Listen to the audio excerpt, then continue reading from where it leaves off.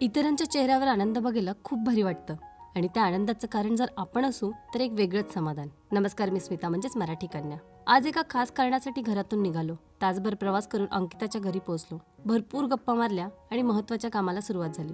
आज आम्ही काही गरजू मुलांना खाऊ वाटप करणार होतो. त्यासाठी पिशव्या तयार केल्या ज्यात खाऊ भरला.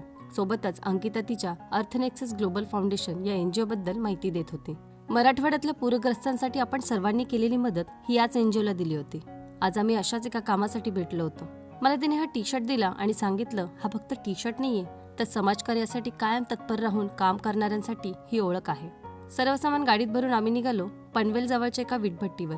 तिथे पोहोचताच सर्व मुलांना एकत्र केलं, त्यांच्यासोबत मजा मस्ती केली आणि त्यांच्यासाठी आणलेला खाऊ वाटपाला सुरुवात केली. आपल्याला एकदम साधी वाटणारी एखादी गोष्ट कोणासाठी तरी खूप मोठी आहे याची जाणीव मला इथे झाली. त्यांना आम्ही कपडे सुद्धा दिले. त्यांच्या चेहऱ्यावरचा आनंद आम्हाला समाधान देणारा होता. आज या ठिकाणी येऊन अर्थनेक्सेसचा भाग झालो याचा खूप आनंद झाला. सर्वांच्या हातून अशीच चांगली कामं कायम होत राहू देत. सर्व आवरून अंकिताच्या घरी गेलो आणि तिथे सर्वांना भेटून खोपोलीला निघालो.